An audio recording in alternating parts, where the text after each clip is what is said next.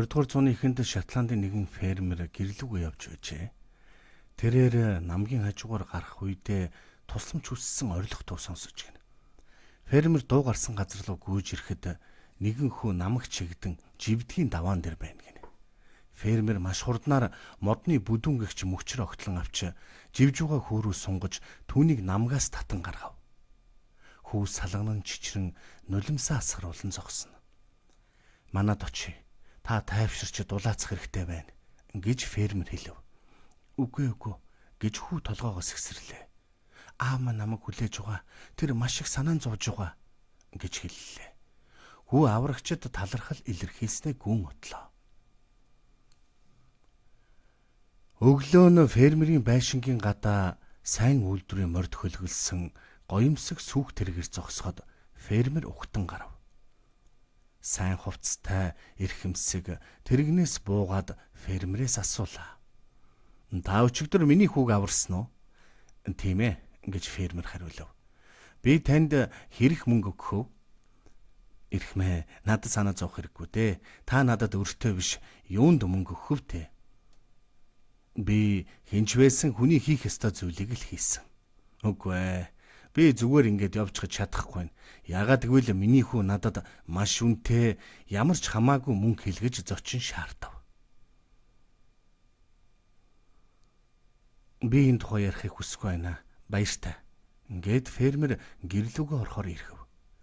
Энэ үед фермерийн байшингийн цонхон дээр нэгэн хүү үсрэн гарч ирлээ. Танай хүү юу?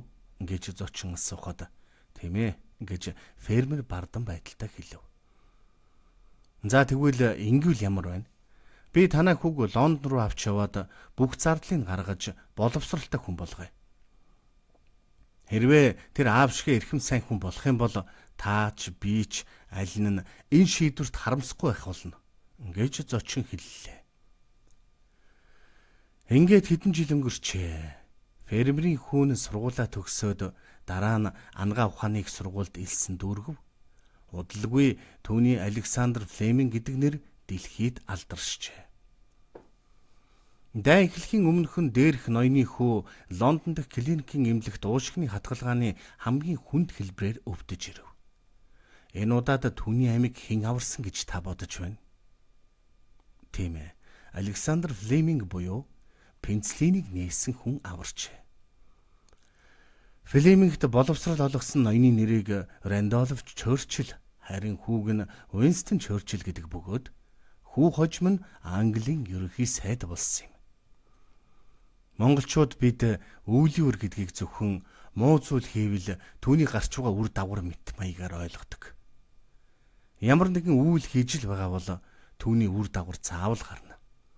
Дээрх жишээн дээрээс харахад бүгд сайн үйлс хийсний үр дүнд харилцсан сайн үр дагаврууд гарсан байна шүү дээ. Тэгэхээр ямар нэгэн тус эргээд танд заавал хэд үржиж ирдгээ гэдгийг энэхүү бяцхан түүх харуулж байна. Анхаарал тавьсанд баярлалаа. Subscribe, like дарахаа мартаоцай. Баяртай.